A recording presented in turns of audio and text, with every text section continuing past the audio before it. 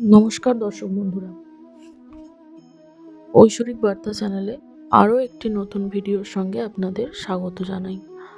আমরা সবাই জানি দেবী লক্ষ্মীর আর এক নাম চঞ্চলা।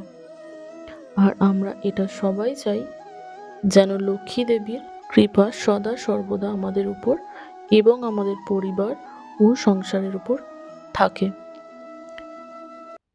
দেবী লক্ষ্মীর যেহেতু আর এক নাম চঞ্চলা, তাই তিনি কখনোই এক জায়গায় বেশি দিন বিরাজ করেন না।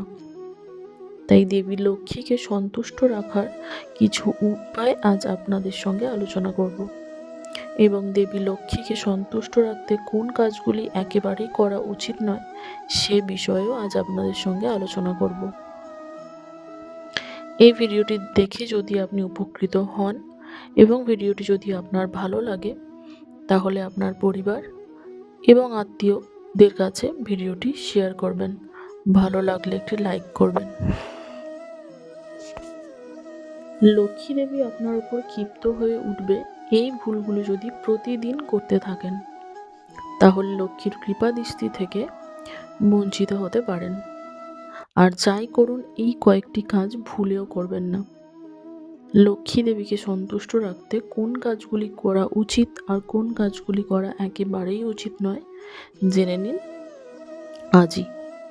বন্ধুরা, ধন সম্পদের দেবী লক্ষ্মী, সংসারে লক্ষ্মী দেবীর কৃপা থাকলে সেই সংসারে সুখ শান্তি বিরাজ করে।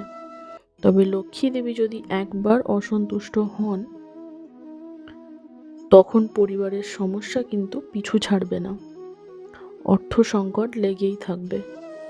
আমাদের অজান্তে আমরা এমন অনেক কাজই করে ফেলি যার ফলে সংসারে অশান্তি অভাব লেগেই থাকে। দেবী লক্ষ্মী হিন্দু ধর্মের এক গুরুত্বপূর্ণ দেবী, যিনি সম্পদ, সৌভাগ্য, সমৃদ্ধি ও সৌন্দর্যের প্রতীক হিসেবে পূজিত হন। সকাল সন্ধ্যা পূজা পাঠ করেও যদি সাংসারিক সুখ না থাকে, প্রায়ই বাড়িতে অশান্তি, অর্থ সংকট লেগে থাকে, তাহলে বুঝবেন ঘরের লক্ষ্মী অসন্তুষ্ট হয়েছেন। কোন কোন কাজে মা লক্ষ্মী রুষ্ট হন অবশ্যই একবার জেনে নিন এই ভিডিওটিতে। অনেক বাড়িতে আয়ের থেকে ব্যয় বেশি হয় কিংবা টাকা অতিরিক্ত খরচ হয়। অর্থের অপচয় দেবী লক্ষ্মী একেবারে পছন্দ করেন না। অনেক বাড়িতে এমনও দেখা যায় টাকা উপার্জন করলেও সে তুলনায় উন্নতি হয় না। এমন সংসারেও কিন্তু বিরাজ করেন না মা লক্ষ্মী। এছাড়াও শাস্ত্র বলে, যে বাড়ির মহিলাদের সম্মান করা হয় না, প্রতি মুহূর্তে মহিলাদের অপমানের চোখে দেখা হয়, সেই সংসারের উপরও কিন্তু রুষ্ট হন দেবী লক্ষ্মী। কারণ বাড়ির মহিলা বা বাড়ির বউদের লক্ষ্মী স্বরূপা বলে মনে করা হয়।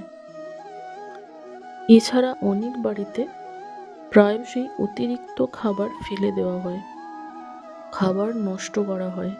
যে সংসারে বেশি দিন বিরাজ করেন না মা লক্ষ্মী, তাই বাড়ির খাবার বেশি হলে তার নর্দমায় না ফেলে দিয়ে কোনো প্রাণীকে, যেমন কুকুর বা বিড়ালকে খেতে দিন। কিন্তু দেখবেন সেই খাবার যেন পচা না হয়, কারণ পচা খাবার বিড়াল বা কুকুরকে খেতে দিলে দেবী লক্ষ্মী অসন্তুষ্ট হন। মিথ্যা কথা বলা মহাপাপ। প্রবাদ বাক্যে এ কথার উল্লেখ থাকলেও আমরা কলিযুগের মানুষরা প্রয়োজনে বা অপ্রয়োজনীয়ভাবে মিথ্যা কথা বলেই থাকি। কেউ পরিস্থিতির বশে বলে, আবার কেউ ইচ্ছে করে। বন্ধুরা, খেতে বসে কেউ যদি ভাত পাতে মিথ্যে কথা বলেন, তার জীবনে উন্নতি থমকে যায়। লক্ষ্মীর কৃপা দৃষ্টি থেকে বঞ্চিত হন সেই ব্যক্তি। বাড়িতে সন্ধ্যার সময় যদি কেউ ঘুমিয়ে থাকে, সেটি একটি অত্যন্ত অশুভ লক্ষণ। সন্ধ্যার সময় যারা বাড়িতে ঘুমান, তাদের প্রতি ঘৃণার চোখে দেখেন দেবী লক্ষ্মী। কারণ লক্ষ্মী গৃহে প্রবেশ করেন সাধারণত সন্ধ্যার সময়।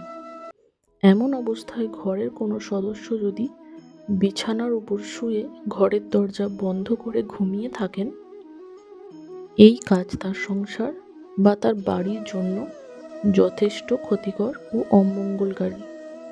কারণ এই সময় মা লক্ষ্মী ঘরের থেকে ফিরে যান বা দরজা থেকে ফিরে যান। তার জন্য আপনার আর্থিক সংকট দেখা দিতে পারে। অন্যদিকে যারা নিষ্ঠা ভরে পুজো করেন না, তাদের উপরেও দেবী লক্ষ্মী কৃপাদৃষ্টি কখনো দেন না। নিয়ম করে ঘরে সকাল সন্ধে প্রদীপ না জ্বালানো হলে দেবী লক্ষ্মী ঘরে প্রবেশ করেন না। যারা খুব বেশি খারাপ কথা বলেন বা কঠিন মনের হন, অন্যের সাথে বাজে ব্যবহার করেন, তাদের পাশে দেবী লক্ষ্মী কখনো থাকেন না।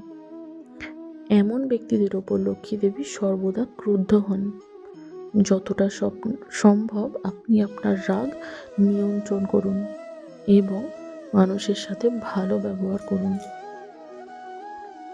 রান্নাঘরে দীর্ঘ সময় ধরে ইঁটো বাসন রাখা হলে সেই ঘরে লক্ষ্মীর প্রবেশে বাধা হয়ে দাঁড়ায়। তাই ঘরের রান্নাঘর বা বাড়ির রান্নাঘর পরিষ্কার পরিচ্ছন্ন রাখা খুব জরুরি। দেবী লক্ষ্মীকে সন্তুষ্ট রাখতে কোন কাজগুলি করবেন, এবার সেগুলো জেনে নিন। বন্ধুরা, শাস্ত্র মতে লাল জবা দেবী লক্ষ্মীর অত্যন্ত প্রিয় একটি ফুল, তাই প্রতি বৃহস্পতিবার লাল জবা দিয়ে দেবী লক্ষ্মীর পুজো করুন। এর সাথে যখন দেবী লক্ষ্মীর আরাধনা করবেন, এলাচ, লবঙ্গ ও কর্পূরের মধ্যে একটি বাতি জ্বালিয়ে দিন। তারপর সেটি দেবী লক্ষ্মীর আরতি করুন। বাড়ির প্রধান দরজা পরিষ্কার রাখুন। বাড়িতে অতিথি এলে খেয়াল রাখবেন তাদের যত্ন আপ্যায়নে যেন কোনো ত্রুটি না হয়। প্রতি বৃহস্পতিবার সম্ভব যদি না হয়, যদি আপনারা না পারেন, তাহলে অন্তত মাঝে মধ্যে কোনো বৃহস্পতিবার দরিদ্রদের বস্ত্র বা খাওয়ার দান করুন। এতে দেবী লক্ষ্মী আপনার উপর সন্তুষ্ট হবেন। মন পরিষ্কার রাখুন এবং স্নান করে শুদ্ধ বস্ত্র পরে দেবী লক্ষ্মীর পুজো করবেন। এছাড়াও প্রতি বৃহস্পতিবার সন্ধ্যাবেলা লক্ষ্মী দেবীর পাঁচালি পড়তে ভুলবেন না। আপনার উপর সদা সর্বদা দৃষ্টি বজায় থাকবে দেবী লক্ষ্মীর। ভালো লাগে, আপনারা উপকৃত হন, তবে চ্যানেলটি সাবস্ক্রাইব করবেন এবং ভিডিওটিতে একটি লাইক করবেন এবং শেয়ার করবেন। যদি ভালো লাগে, পাশে থাকা বেল আইকনটি প্রেস করে চ্যানেলটির সাথে থাকবেন। রাধে রাধে। জয় মা লক্ষ্মী।